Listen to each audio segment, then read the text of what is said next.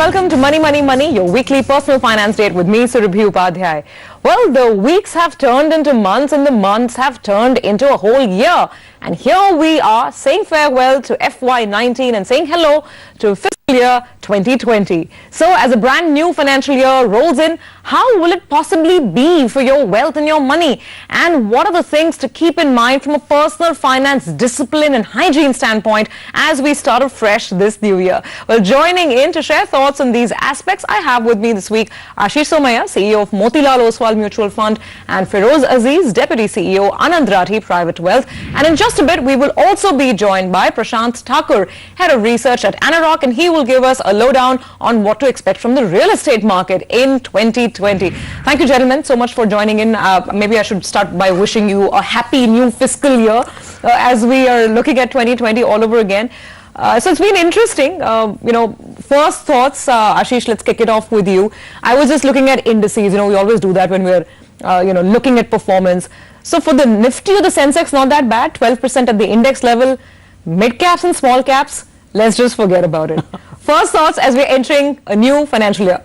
Yeah, I think it's been a challenging year for sure. And I think what you alluded to in terms of the huge divergence between the frontline indices versus the broad market.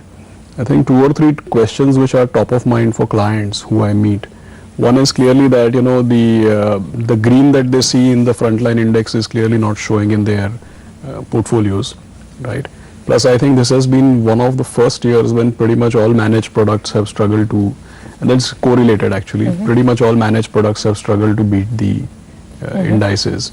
So when you say managed products, you mean actively managed funds? I mean all of them.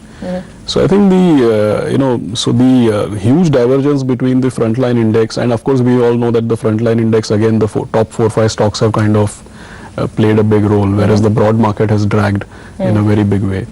And the other interesting thing is that if you see the mid cap space, for example, in fact this was a weird year because in large caps you had so many governance issues and so many news and management changes and lots of things. Whereas in the mid-cap index, if you really ask me, at least we can speak for portfolios that we manage.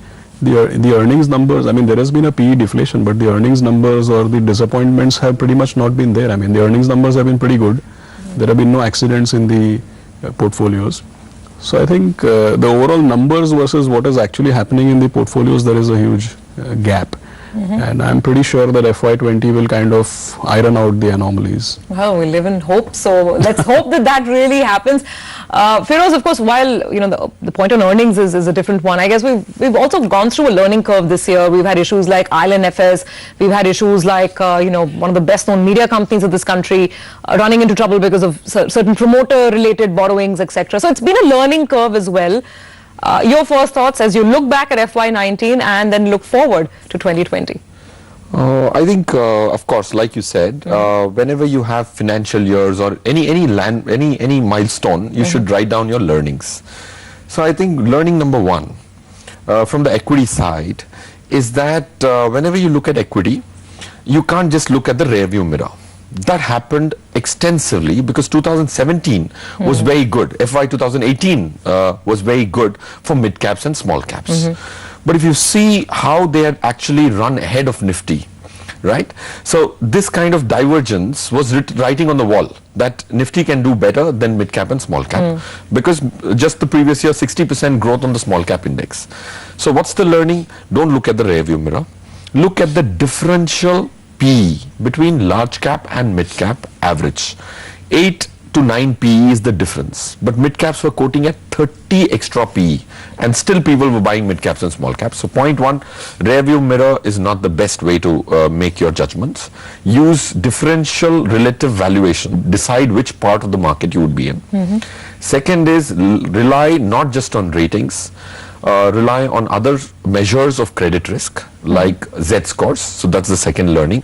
I'd stop at second learning and leave the rest of it. Yeah, because they were pretty intense lessons, some of the ones that Feroze is talking about. We'll go through them step by step. But now looking forward to perhaps what the next 12 months might have in store, we still have a lot of events to go over. Suddenly the whole dialogue and discussion in global markets about the way central banks are behaving, that's changing. Back home we have, of course, the elections to look forward to. So is it going to be a very volatile next 10-12 months, Aashish? Or do you think that the bulls will pretty much tide over? My sense is that I'll go with the latter, because my sense is that we are through with a lot of volatility, lot of the events. If you ask me, whatever the pain points were, say 6 months or 9 months back, whether it is US policy, whether it is RBI policy, whether it is management changes with banks, whether it is actually the actual performance of banks in terms of provisioning and the NPA cycle itself, or even if you see broadly the corporate performance, or even oil prices. So if you ask me, a lot of the negatives are there which are behind us. I think everybody is very preoccupied with the election, whereas I really think that apart from election, what I mentioned now are also some highlights one needs to keep in mind. Also keep in mind is that it happens very rarely that the Western world and a lot of other economies are peaking out in terms of their economic performance, and exactly at the same time we are in a counter-cyclical position where we are beginning a kind of, we are coming out of the woods. Fair enough. Now, Feroze, I know from a wealth management and planning standpoint, timing is something that you would never recommend and you would never do. It's all about life stage goals.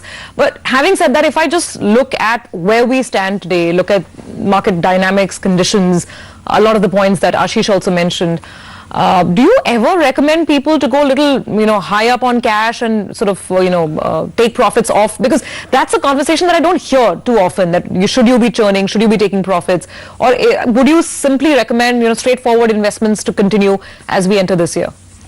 To answer that question as pointed as I could get, is that you have to identify extreme situations. Otherwise, the rule of staying invested is a good thing. If you can identify extremes where greed and fear overcome the decision making, then you're good. How do you identify extremes? Now, what do I do when I advise clients? Is see that markets have only spent 5% of the time above a 26 PE. Okay, that means 95% of the time spent by Nifty is below that PE. The next time when I see 26 and above PE, red flag goes up. Red flag goes up, right? So you have to identify extremes. The tails need to be formula driven, not human judgment driven. Now, where are we today?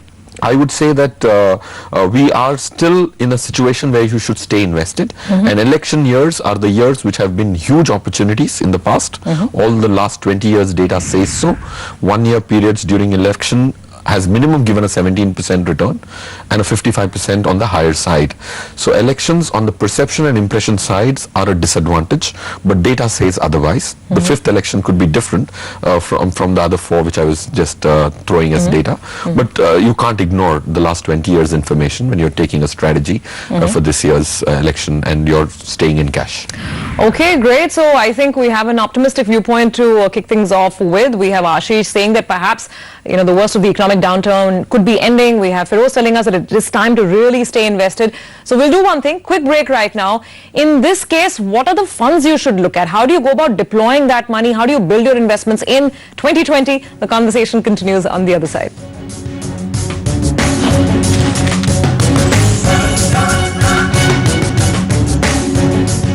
Welcome back. You're watching Money, Money, Money, and this is the 2020 special. We are entering a brand new financial year. So how should you look at your investments? Should you look at more equity, more debt? What kind of funds would perhaps suit individuals? That's exactly what we are discussing here. And equity is our focus for the time being. So let me ask the CEO of a mutual fund. I mean, in terms of equity funds, and of course, equity is what Motilal Oswal does so well. What kind of funds? Because we just discussed the divergence between the way mid caps have done and small caps, and you've really lost money if you're still in those funds, you're nursing those losses, vis-a-vis large caps, relatively better off. What should the ideal mix be as we're entering this new phase? So, I'll caveat it. Basically, my personal opinion has always been that never ask a AMC guy which fund to buy. And I always ask the AMC guys, where are you putting your own money? So what kind of funds would you put your own money in? My money is in my funds, but, I respect a couple of things. Like, for example, I had a previous question on, say, cash or now which funds to buy. So, guys like me, we are only equity single philosophy, and we just dissect it by large cap, mid cap, multi cap, right? But let's say if I have to, what is my personal view? I've always been a big votary of mid caps, and I would like to specify that when we say mid caps, people hyphenate it and make it mid and small caps. No, that's not what I'm saying.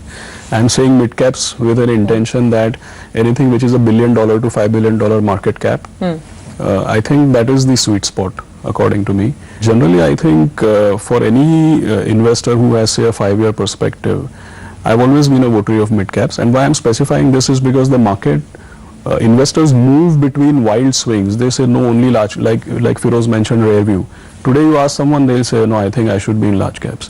But that's typical rare view thought human process. psyche, I suppose. Okay, fair enough. So let's ask the wealth manager, the planner here on the panel, how we should do this. Now, again, if I take the example of a mid-career professional, let's say you were to tell me about the best 4 or 5 funds that my money should be in, medium risk appetite. Then, looking at the scenario all around, what sort of funds would you go in for? So I would definitely go in for a reasonable portion in large cap. Okay. But multi-cap, to my mind, like Aashish said, that the fund manager has the clear understanding what businesses he buys. So as a private banker, I would rather delegate as much as I can from a standpoint of management to a fund manager. So multi-cap funds can be a core portion of one's portfolio, not necessarily large cap. So I would look at Reliance large cap, Okay. Mirai Asset India Equity on the multi-cap side, Kotak Select Focus. Okay. And if you have to... Those would be 2 multi-caps. 2 multi-caps. Okay. One focused mid-cap kind of a fund, like the Motilal Oswal focused equity fund, focused 35 equity fund. So that gives you a little concentrated portfolio. That's on the equity side. And if you have to buy another mid-cap, pure mid-cap, then HDFC mid-cap, Chirag Setalvad, who's the fund manager, has done very good job in terms of bottom-up stock picking. So these are the 5 funds. Okay, so those are 5 funds. We've got a couple of ideas on the multi-cap side. There's an idea on the large cap side, plus an idea on the mid-cap side. On the focus fund, let me ask you this, Aashish. I mean, obviously, when you're getting into a focus fund, there is additional risk that you're taking. What are your expectations from your fund manager on this fund as we're looking at this year? See, we have to be mindful of 2 things. First is that when we use the word focused, it doesn't mean concentrated, because in my book, 10 to 12 stocks is concentrated, 20-30 stocks is focused, and say 50 is what the market reads as diversified. My humble opinion is over diversified. That's how I would look at it. We have to be mindful of 2 things. One is, if we are bottom up, we are stock pickers, then we should be 20-30 stocks, because that's how much you can work on. The second point is that if you are a top down guy and you are going to allocate, then it might end up with a larger number of stocks. Let's say if you're keeping where the index is, if you're keeping that in mind, and if you're a top-down strategist, it's possible that you might have large number of stocks.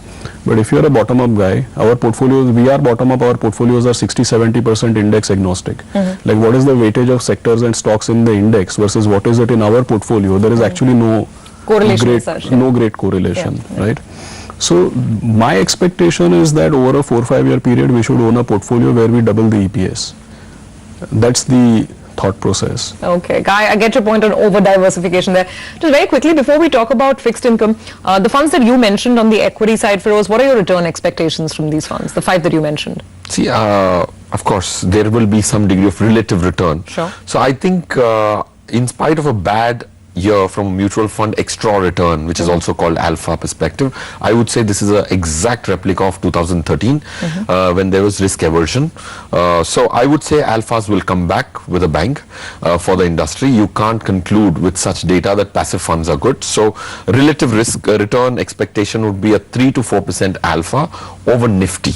Over the Nifty. Over Nifty, because all of them will have different benchmarks. I'm saying over Nifty because that's the opportunity cost from the equity standpoint. Second, an absolute return perspective, after superimposing the Nifty's expectation, which I would like to put on record, is about 15 to 16% over the next 4 to 5 years, compounded CAGR. So basically in 5 years, you can double your money.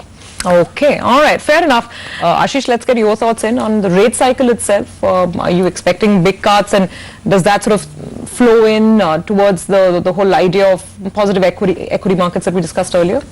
Yeah, I think that, given that we've been behind the curve, okay, and this might sound like a aggressive or a different type of view compared to what we are hearing. I think given that we are behind the curve, we should have aggressive rate cuts. The reason being that doing 25 basis points rate cuts every 2 months in incremental format is very different from giving a strong signal at one shot. So let me put it this way, I will not be surprised if RBI surprises us. I'll put by it being a little more dovish than what the market perhaps anticipates or expects. Just a word on fixed income funds as well, Feroze, because this has been a very confusing part of the market, specifically for retail investors who are barely beginning to sort of, move beyond fixed deposits and look at fixed income. And then we had events like Island FS and this confusion around rates, the flip-flop that Aashish is talking about. Now again, if you're looking at investments for 1 to 3 years, I'm not talking about people who are just parking overnight money or money in liquid funds. 1 to 3 years, want a better return than fixed deposits. What are the options? See, firstly, if you put your fundamental rules of managing debt money quickly, one is people have this huge perception that I can go AAA and be very, very safe without knowing which are the agencies which actually give these ratings. People don't even ask which ratings AAA is more credible. India has 38 plus AAA rated companies. US has 2.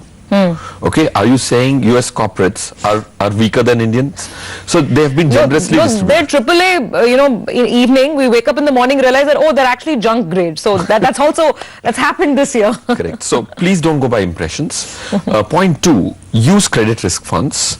The risk name is very, very repulsive, so people don't use it. Buy 4-5 credit risk funds. You will get 10 to 100 to 130 bonds in your portfolio. Even after that crisis of the ILFS and some other fallouts in the NBFC side, the funds which actually possessed them were not just the credit risk funds. They were actually the AAA rated funds. There were FMPs which actually had them. Yes. So, but people's risk aversion to things which to other funds was very high. So please don't go by impressions. Buy credit risk funds. As long as you can buy credit risk funds, you will get 1.5 to 2% more than a AAA rated fund. In 3 years, you will get 7 to 8% more than a AAA rated fund. So, any names that you'd I'll give 4 names. ICICI Regular Savings, now called as ICICI Credit Risk Fund, Franklin Dynamic Accrual, Franklin Credit Risk Fund, Reliance Credit Risk Fund. These 4 funds can surely form a part of anybody's debt credit risk portfolio. Okay. All right. Fair enough. We're going to take a break on that note. So now we've had ideas on the equity side, on the fixed income side. The conversation shifts to physical assets. Does real estate merit a look in 2020? Is this a market that's about to hit its bottom? Should you look at investments? Should you look at buying that house? We get back to that conversation in just a moment.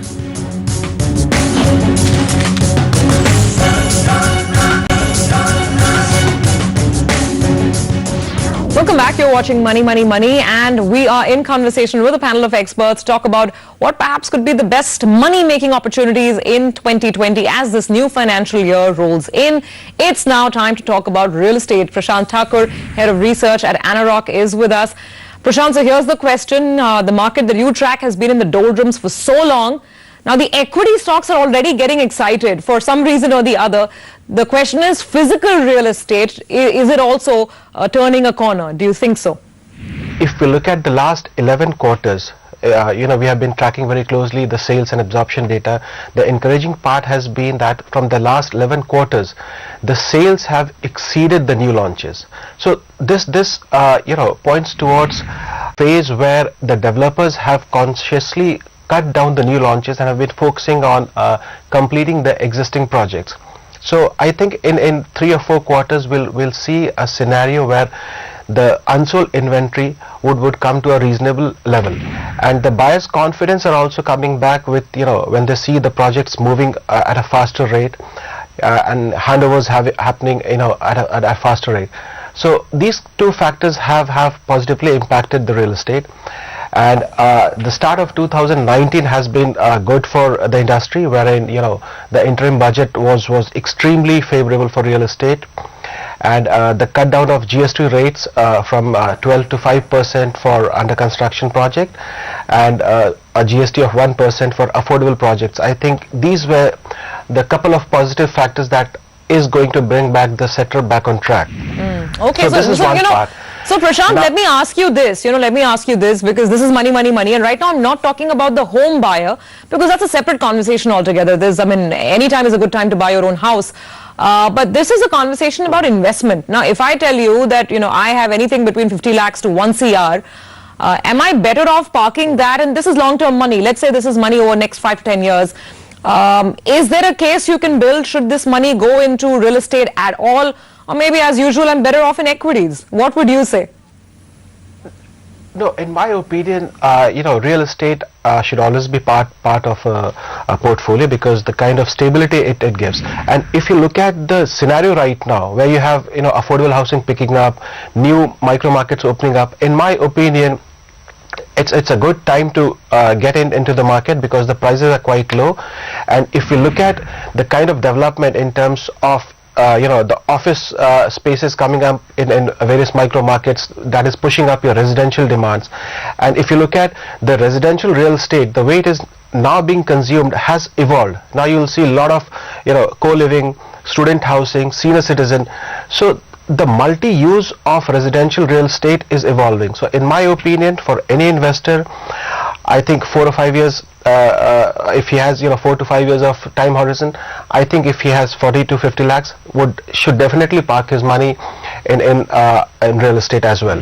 Prashant, stay right there, because I'm going to come back to you and ask you for specific examples then and where to park this money. But let me get thoughts from the other panelists as well.